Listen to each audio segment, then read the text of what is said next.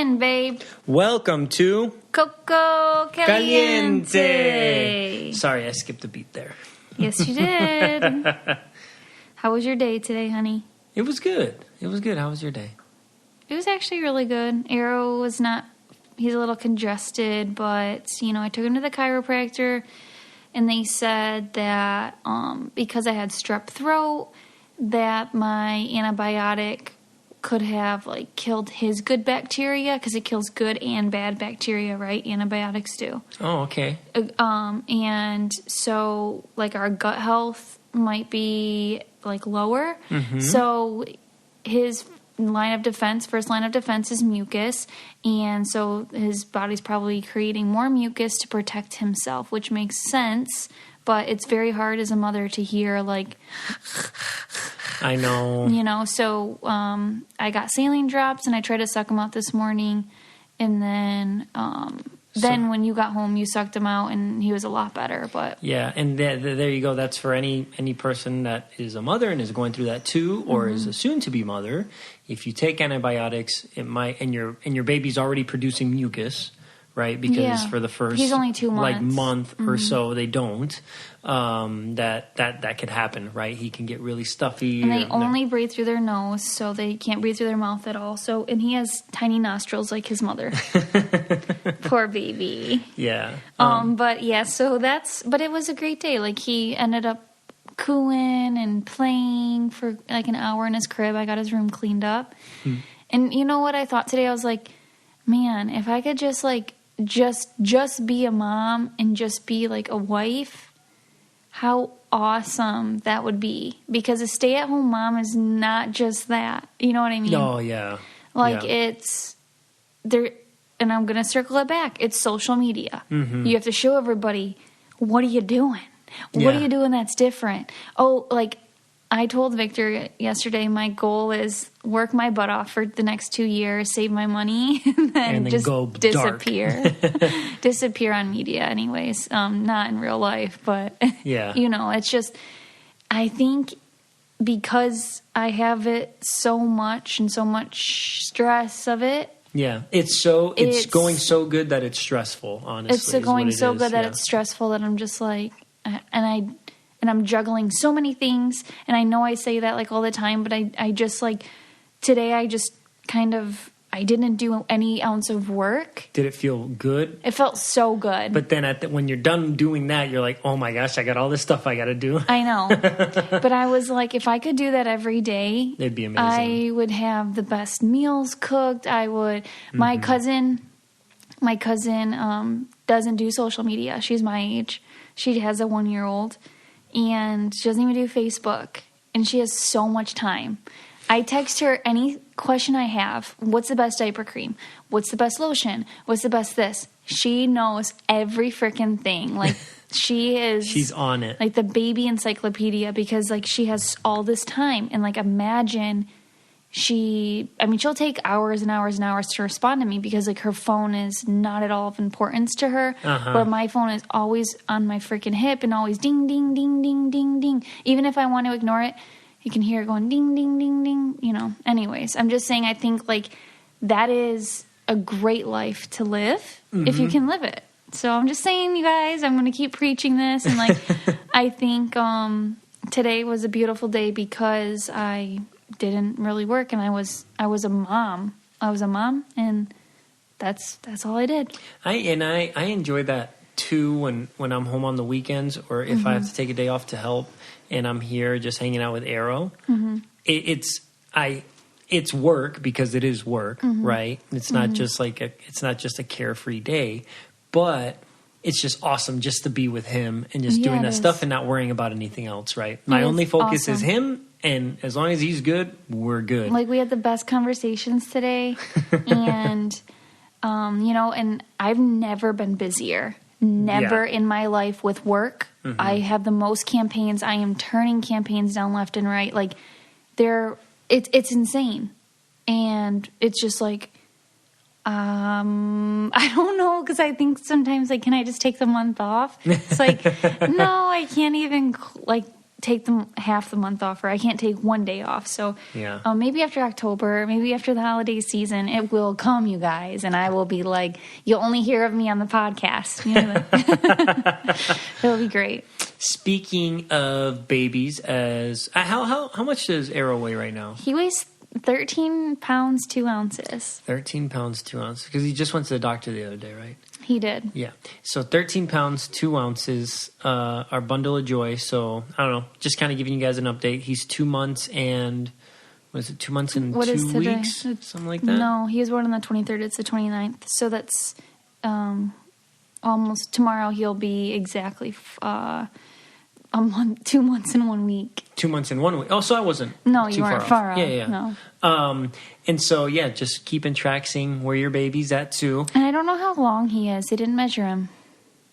You know, I don't know. I feel like since they're growing so fast, right? It's hard to keep up with the every measurement, right? And from 1 month to 2 months, he's gained 4 pounds. That's quite a bit. That is quite a bit. He was 9, and he gets his shots on the 13th, which I'm dreading. He'll be all right. He's resilient. When he got his shot when he was a newborn, he didn't even cry.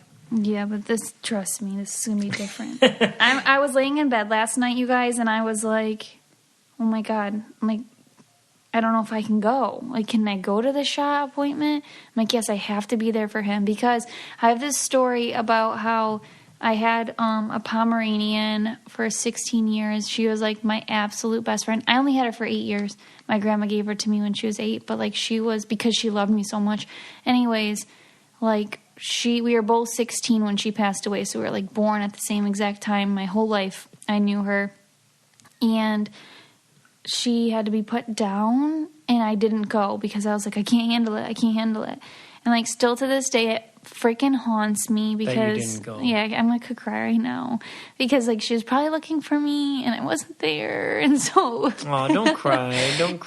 Anyways, God, that's so pathetic. But anyways, I want to be there for Arrow if he's like looking around like, where's my mom? Oh, absolutely. But then at the same time, I don't want to like see him get hurt, so it's hard. And I'm like, God, I have to get him shots. Yeah, obviously. That's not the debate. Because I leave when they give my dog shots. Like I leave the room. So I'm like, oh my God. Oh, okay. So bring in our guest. Oh, baby.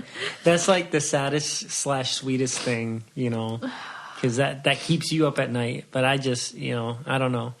But isn't that pretty crazy that my, I'm 29 years old. 13 years ago, my dog died, and I'm still like, oh my God. No, I feel like there's things that we all hold on to as much as we want to let it go. Yeah. I can pull up several instances in my past, but I don't want to do what you're doing right now. Yeah. But yeah, that hit my the feels. My mom was there, and my brother was there, but I was like, so I mean, she wasn't alone, but I was like, I was her favorite. No, I know. Speaking of babies, as we've been talking about a lot, if anybody has looked at the Instagram post that Nicole did way back before we had Arrow about his nursery, you would notice a crib, dressers in there, and that furniture is all from Milk Street. Milk Street Babies. Well, not all of it, but most of it. Yeah, most of it. Yeah, most of it's from Milk Street. And so we have the owner and designer of Milk Street, the furniture and the cribs, on the podcast today. Her name is Julie Knisley. Knisley. And we had a really good chat with her, so we hope you guys enjoy.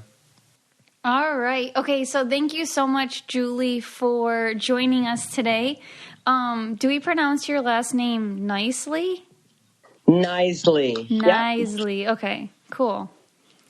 I'm not going to lie. I had to look that up because for some reason, it's probably my dyslexia or my self-diagnosed dyslexia. I kept wanting to say Kinsley. Yeah, I get that a lot. I get Kinsley, Knisley. Yeah. My maiden name was Jones, and that one was a lot easier. Trust me. Oh, yeah. Oh, okay. Yeah, and so then what I did was I Googled pronounce, and then I got basically the closest thing was Nicely. So yeah, it's like, knife, like silent KN. Yeah, which makes sense. It's like knife, you know? Like Exactly. Okay, exactly. Yeah. That makes a lot of sense after I did that. This episode is brought to you by Sakara. Feeling your best starts with what you eat. Sakara helps you not only just eat healthy, but truly enjoy it with chef-crafted, plant-rich meals that build a foundation for radiant health. Sakara is a nutrition company that focuses on overall wellness starting with what you eat. They have organic, ready-to-eat meals that are made with powerful, plant-based ingredients and are designed to minimize your sugar cravings, boost your energy, and improve your digestion. And it also gets your skin glowing. Yeah, Sakara is really cool. Along with the delicious plant-rich meals, Sakara also offers daily wellness essentials like supplements and herbal teas, and those support your nutrition. And you can experience their best-selling super powder. It's a metabolism super powder. And the metabolism super bar to control your sugar cravings, reduce bloating, boost energy, and reduce fatigue, which is awesome, especially for somebody like me. I go to the gym and then I'm busy all day, and even Nicole, because she's go all day doing work and with the baby. So right now, Sakara is offering our listeners 20% off their first order when they go to sakara.com/Coco or enter code Coco at checkout. That's Sakara, SAKARA.com/Coco to get 20% off your first order. Sakara.com/Coco. So for our listeners, some listeners might know Milk Street. Some listeners might not know Milk Street or know you or the owner and designer for Milk Street. So if you can just tell them who you are, what you do, and what Milk Street is, and then we can just go from there. Sounds great. So will you tell me when to go? And can you hear me clearly? Yes, we can hear you clearly. And the tape has already been rolling. Okay, perfect. Okay. So my name's Julie Knisley.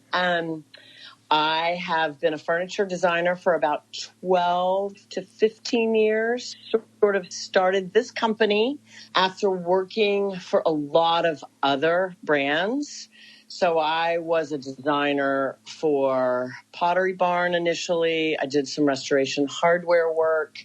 I worked for a company called Simplicity. I did some stuff for Coco. So honestly, within the baby space, I really focused on crib design because I felt like it was a niche of the market that no one was doing well. And in each of those, with each of those brands, I would see more and more the design would be cut, which, I mean, that happens, right? Yeah. As a designer, you have this grand, beautiful vision, and then it gets trimmed for pricing, right? Or because it's a little too far out, so you need to come back to the middle mainstream taste. Okay. So that was a little frustrating for me. I learned a lot. There's so much with compliance and regulation that you really are constrained in terms of what you can do with a 54 by 27 inch cage, basically, which is kind of what a crib looks like. So, we would do things that were just subtly different. Obviously, safety was number one. You had to make sure everything was sturdy, that all the finishes were Green Guard certified. And, that's first, right? And then within those constraints, you create a design that's unique, which it's hard to do, but I think we do it very well. So I think I would get frustrated because I would have these amazing designs, but the buyer would say, well, it doesn't look like everything else, so we don't know if it will sell. Oh. So anyway, we launched Milk Street Baby in 2018, so we're 3 years old, a little over 3 years old. Yep. And the goal was, there was, a multi-pronged goal. Safety obviously was number one.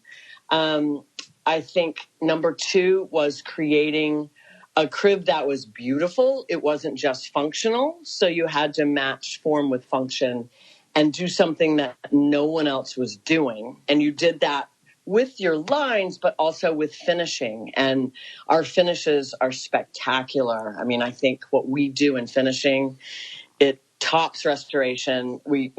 I knew the factories where they did a lot of their finishing. So that actually taught me, what works, what doesn't with distressing. Mm-hmm. And if you look on the market, a lot of distressed furniture looks very plasticky. It doesn't look genuine. Yes. And so the goal was, you take solid hard wood and you either sandblast it or you wire brush it or you hit it with chains or you truly distress it so that when you put the glazes on, it gives you that depth, that patina that actually does get better with wear. So, if you're doing a solid white crib and it gets banged up, you're not going to be able to convert it for the life of your child, which is a big selling point for us. Mm-hmm. All of our cribs, they start as a crib, then you can lower the mattress, pull off the front, it becomes a toddler bed, then a day bed, and then a full-size bed. Well, if it's a white crib, by the time you get to the full-size bed, it's not going to look so great. You're not going to want it anymore. Yeah.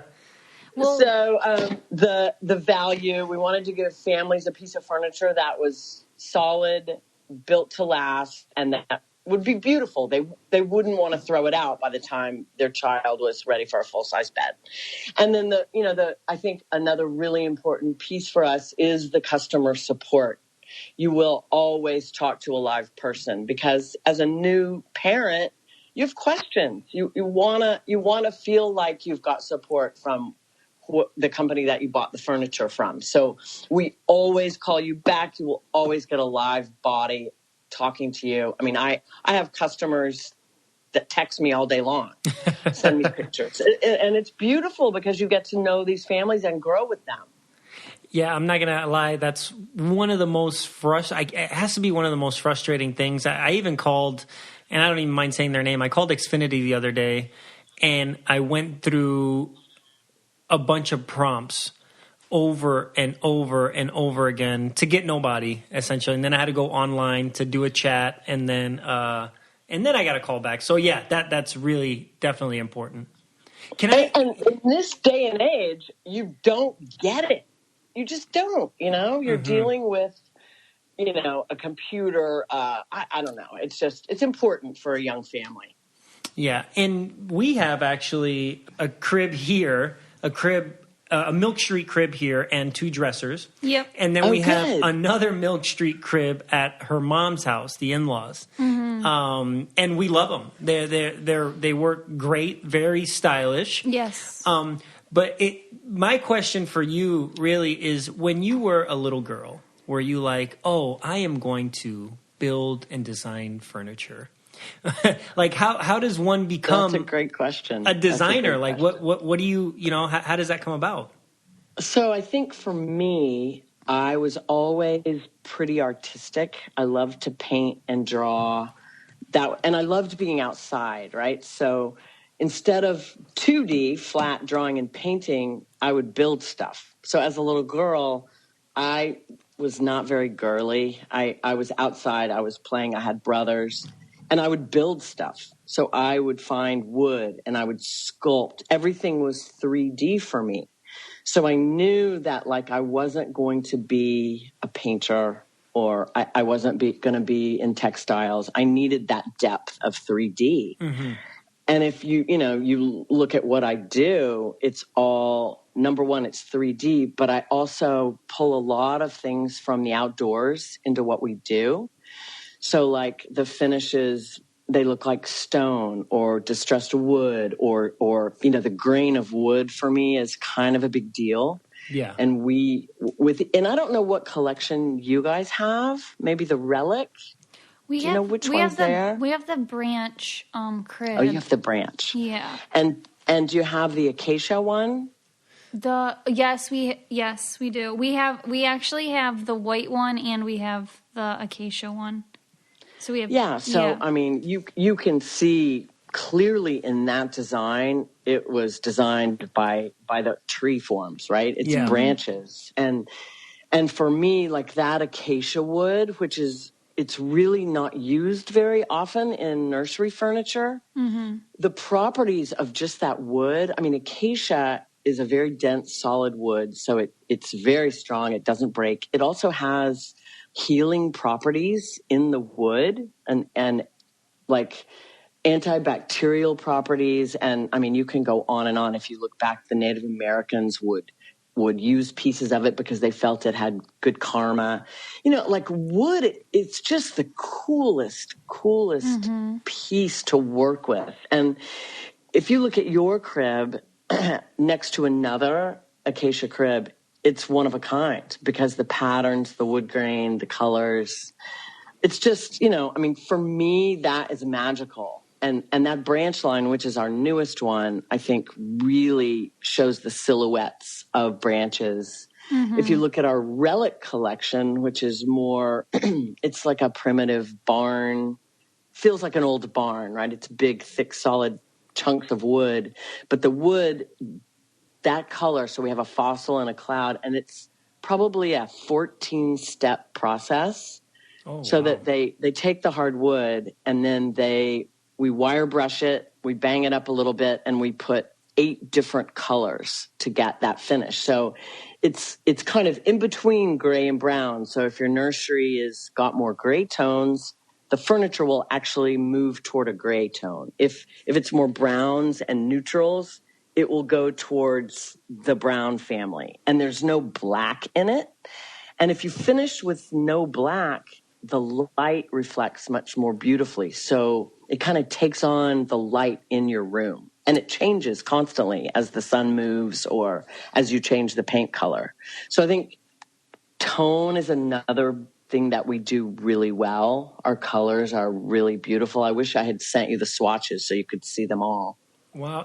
And like that sounds very, very intricate. I mean, I can't imagine what the process, like what the timeline is from start to finish, from you coming up in your head what you want to do to actually having a final product. Like how long does something like that take? Well, for the branch, I can tell you, just because that's our newest one and it's fresh in my mind, we showed that we were, right when we launched, we were working with a sales rep company. And I drew that. I kept like seeing it because I see stuff kind of when I'm sleeping. I'll wake up and I have a notepad by my bed. My husband thinks I'm whacked, but I'll see it and I'll have to draw it or it'll be gone. And I kept seeing, like, I know this, there's something here. There's something here. And I drew it on a napkin. I drew it by my bed. Then I drew it on a napkin and I'm like, I don't know if we can do this compliance-wise because the spacing between the spindles on a crib is very specific. It's like, 2.2 inches or something like that. And so with that one, I'm like, can we engineer this where each branch fits within that compliance, within that spatial requirement? So that one, I think we did 3 or 4 different samples that went to testing, and they kept failing and failing because of the spacing. And finally we got it right, and it's like, yes. And so we had it. We had one sample, and I did some renderings of it, and I took it to my sales team, and I'm like, this is going to be a great crib. And so he's like, it's a little out there, Julie. I don't know. So he actually went before Target because we were going to do some stuff with Target for a sort of a house line for them. And the buyer was like, I mean, no one will buy this. It's way too far out there. And I'm like, yes, they will. I know they will. I know that it will be great. And so we did it, and it's selling well. So I think that was probably over a year in the making, which is pretty normal, by the time. And that's just construction and actual, just the lines of the crib. The finishing, and those finishes for the branch crib, that's sort of our middle of the road. We wanted every family to be able to afford that one. Yeah. On the higher end lines, the finishing is a lot more intricate. And that one didn't need it. You know what I mean? Like, that's got the oomph in the actual form. But like the relic line and the cameo, those finishes, I probably went through 30 different color rounds with those. And I'd be like, I want it like this. And the factory would do it. We'd sample it. We'd see it. And I'd be like, nope, there's too much yellow. Nope, there's too much white. Nope, there's too much blue in the gray. I mean, it's a process. Are you changing in the process? Are you also changing the type of wood that you're using? So when we design a collection, we have 4 of them. The wood grain is part of the design. So if you look at the Cameo has two finishes, a toast brown, which is really beautiful, and the steam, which is like a distressed white. That is all about the ash that we use, because ash has sort of a cathedral grain, meaning it's like an arch.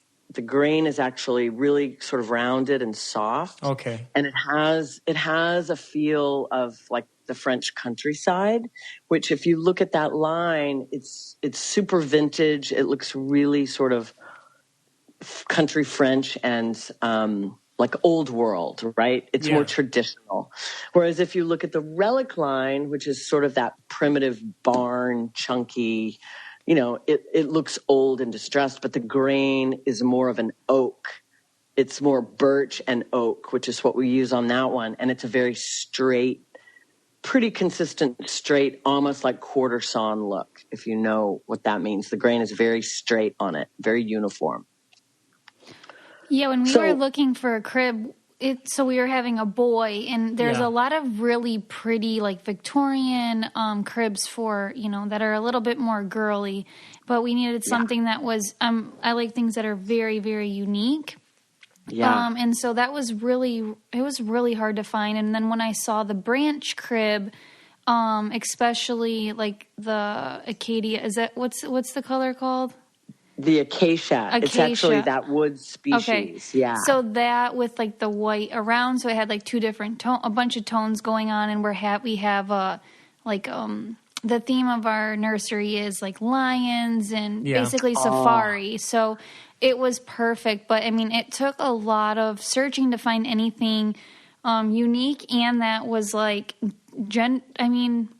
unique stuff. There was a lot of cool girlier unique stuff, but I was like, I need like the boys, even buying boys clothes, which this is a whole nother topic, but I feel like they just don't cater at all to like the boys and what the boys might want. So it was cool finding the branch crib, and I haven't seen anything else like it. And so it was awesome. And Victor put it together himself. So yeah, I mean, it's true. Like, we try to keep everything gender neutral, but definitely that crib is so perfect for a little boy because it's still got the clean white like you want in a nursery, but then it's got the dark tones of the acacia. I need to send you, so we just did our first decor. We did a set of wall art.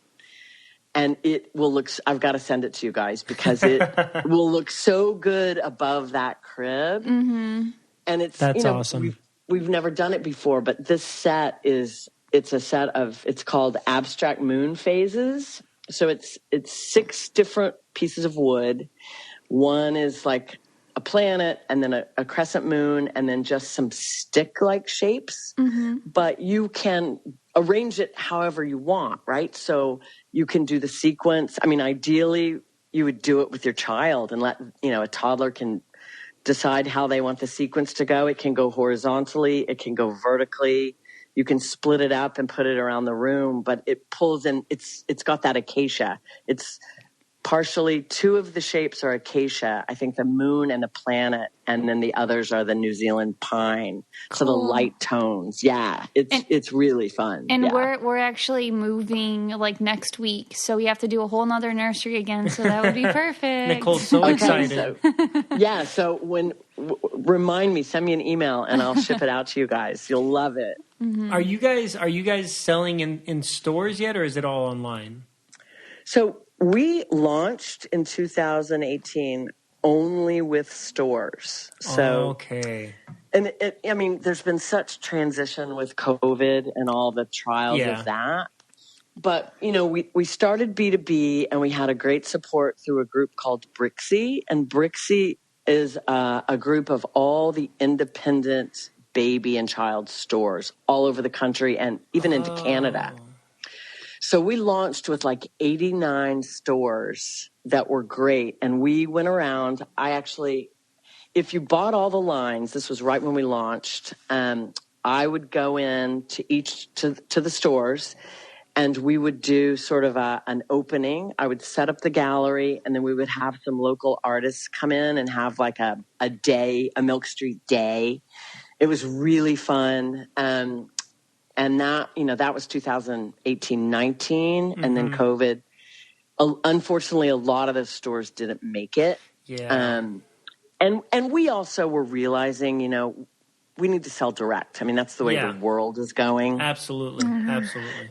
So now we do probably most of our sales right off our website, which is great, but it's still nice to have. We still probably have 40 locations throughout the U.S. where people can go in. Those people that really need to see and touch the crib and shake it and make sure it's sturdy, you can usually find a store nearby where you'll see our lines. Well, that's awesome to hear. So that means that you guys are doing well, which, for being, 3 years old, and just launching on your own. I mean, I bet you that had to be scary. So I'm really happy for you guys.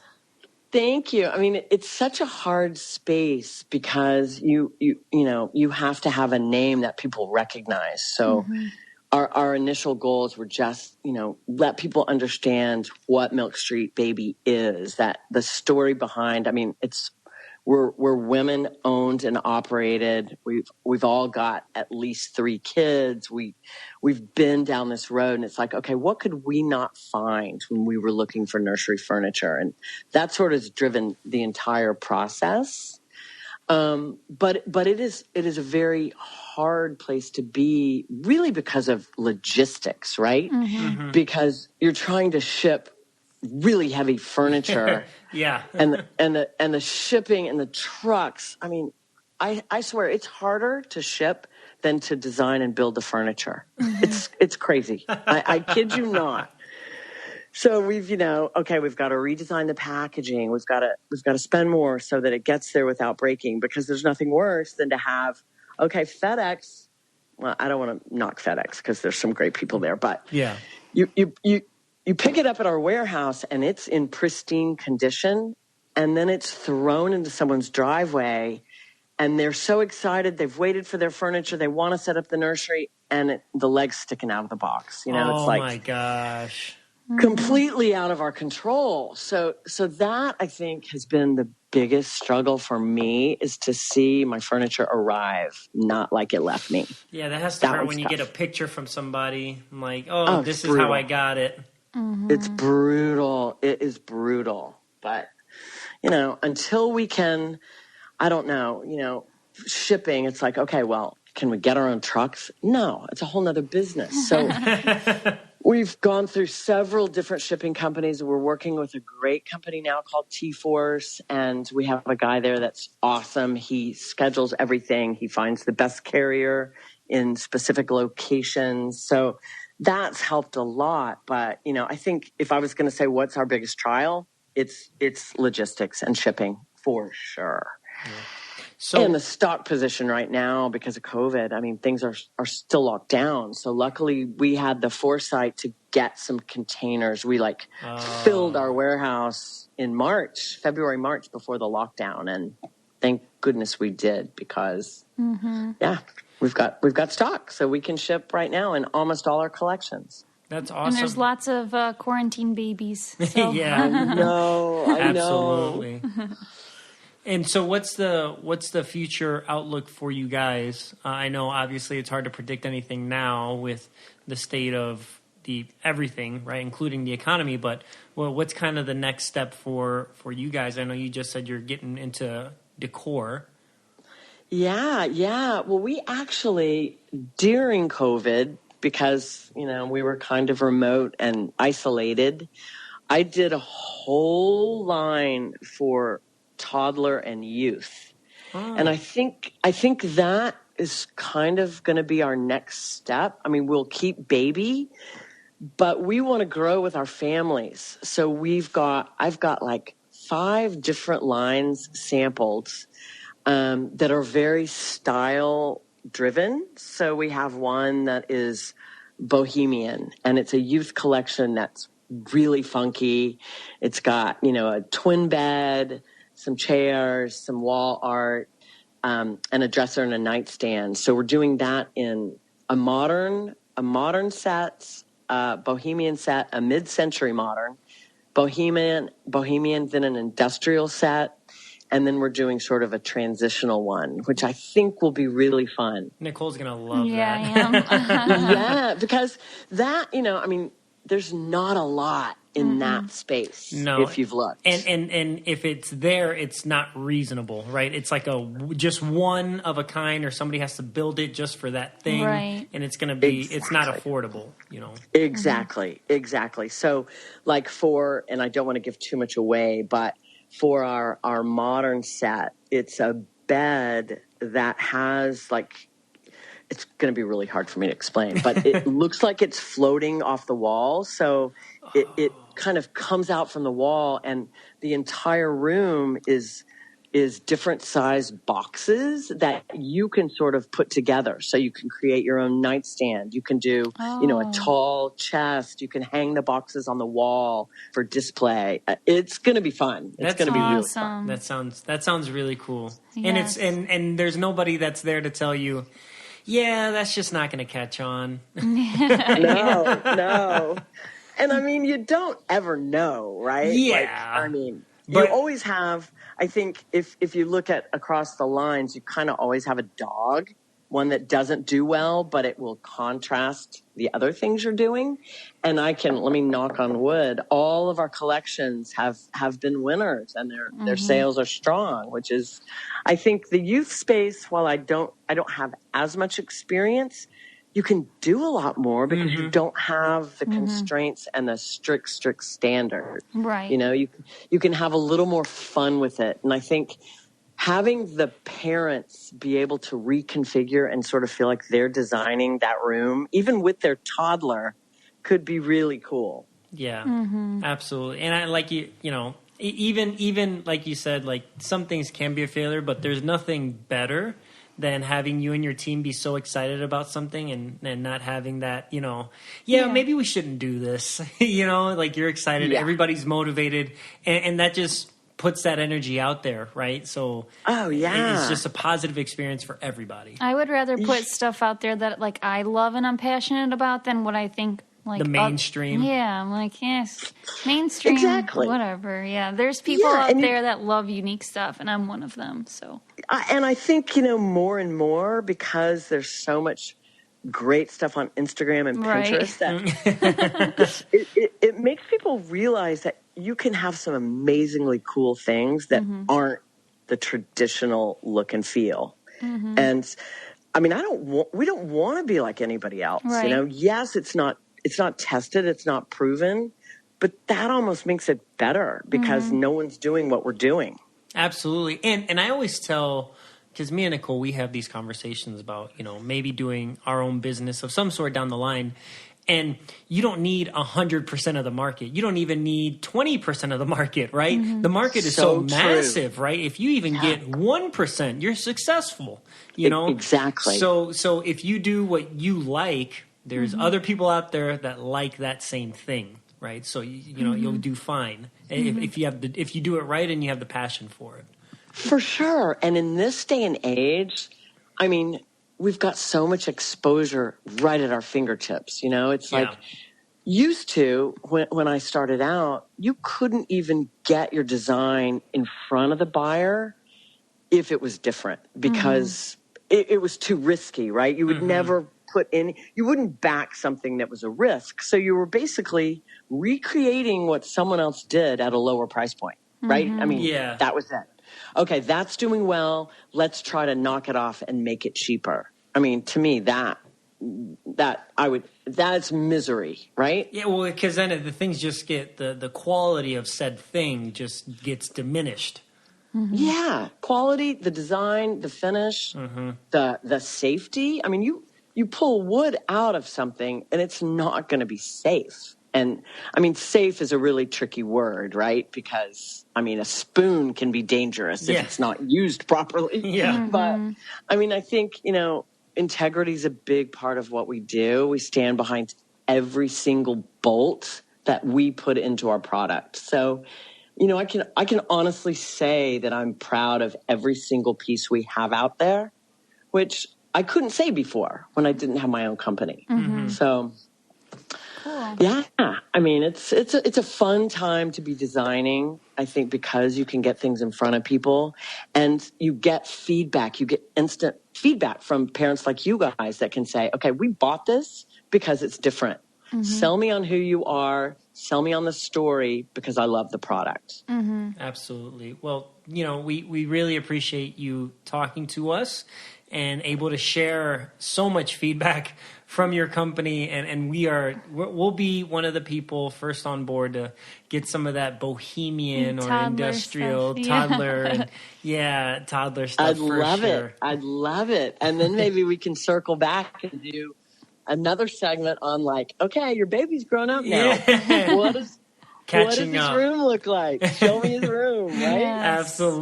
Absolutely. And so people can, like you said, people can just go on to milkstreet.com. Milk Street Baby, right? Milk Street Is Baby? it milkstreetbaby.com or is it Milk Street?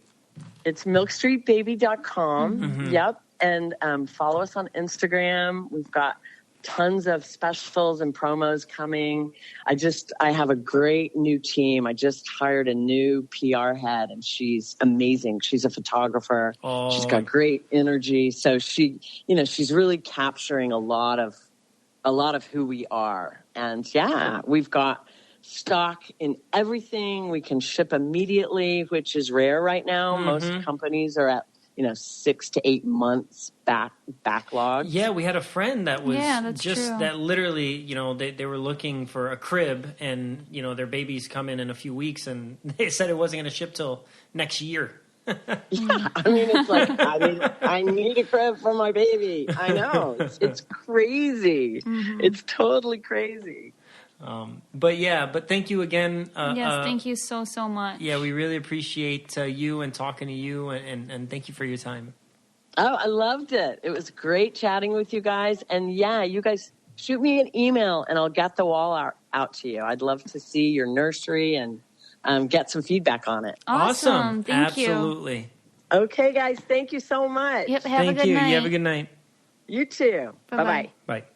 That was she was really informative, and man, to design something at Pottery Barn, could you imagine? I'm still, there's so many questions that I really did want to ask still, but she's so knowledgeable with all types of wood and stuff that this one has these healing properties and this one just looks more like, this, and this one has this feel, and it's and you know what, gosh. That brings up a little bit of concern for me, because there is so much rules and regulations you have to follow with baby stuff. That with the baby boutique I'm wanting to open and been working on for the last several months, whatever it's been.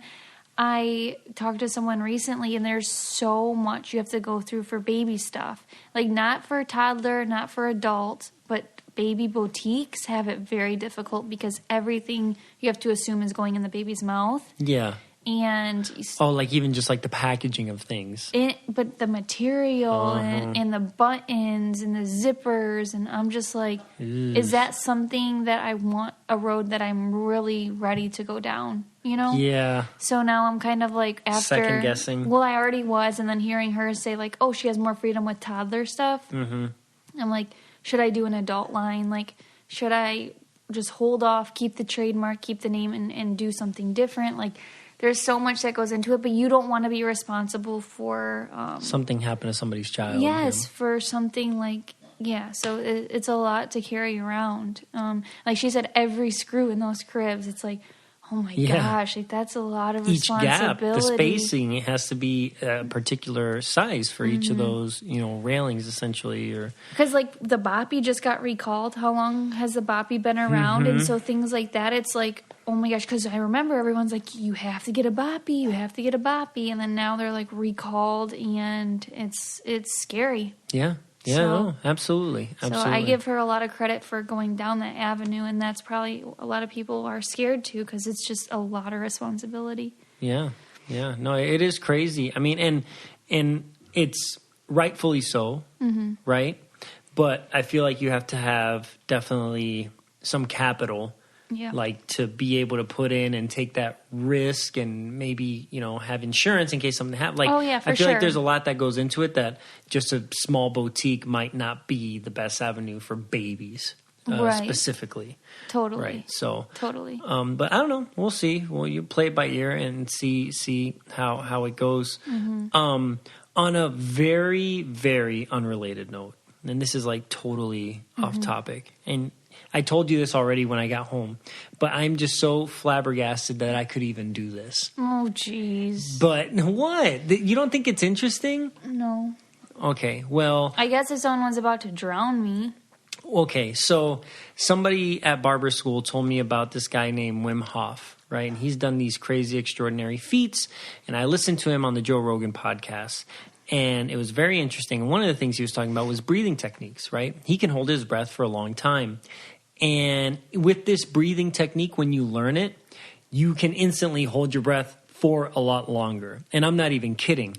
I was so intrigued that I did this breathing technique, and I've been practicing a little bit, and I can hold my breath for 2 minutes and 40 seconds.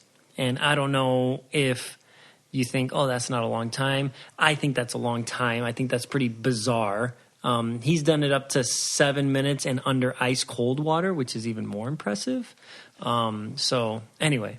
The only time that I think would be coming in handy is when you're like on the movies when they have your hands tied behind your back and your head dangling above a pool of water, and they want you to give them information and you're refusing, and so they stick your head under the water and try to drown you and then bring you back up. That's the only time that I'm like, yeah. Well, interesting enough, what he was talking about is those breathing techniques, the exchange of gases, increase the pH levels in your body, which have positive health effects on your body. So it's not just being able to hold your breath, it's like healing your body. Okay. And anyway, there's a whole bunch of stuff. If you're interested, you can look him up, Wim Hof. Really, really interesting. And for me, like, I don't love to be in the big bodies of water, so I just would panic and forget even how to hold my breath. I'm just saying. So thank you guys so much for joining us today. Rate, review, and whatever you do, Victor, subscribe. The easiest way is on Apple Podcasts, or you can go to www.cococalientepodcast.com and you can check out our merchandise. And I'm just trying to remember what Victor always says. Yeah, thank you guys. Please don't forget to rate, review, and subscribe. The easiest way is through Apple Podcasts. You can do it on the app on your phone or online. Don't forget to let people know that you can listen to this anywhere you listen to podcasts. Google Play, Spotify, Stitcher, and they can always go to www.cococalientepodcast.com, and you can also check out our merchandise there. Yeah, some of you have been buying some merchandise. Woot, Woot, woot. woot. And don't forget to follow us at Coco Caliente Pod on Twitter and at Coco Caliente Podcast on Instagram. Thank you, guys. Thank you. If you want to be the most interesting person at the cocktail party, well, hop on over and listen to the Brain Candy Podcast. Our award-winning content will have you laughing while you're learning. We read all the best articles, books, and studies and keep up with new TV shows, documentaries, and pop culture. And then we cram it all into 2 shows a week. Conspiracy theories, cannibal rabbits, unsolved mysteries, the history of the Walkman. There's something for everyone. The Brain Candy Podcast. Find our link in the show notes. Or simply search for the Brain Candy Podcast on your podcast app.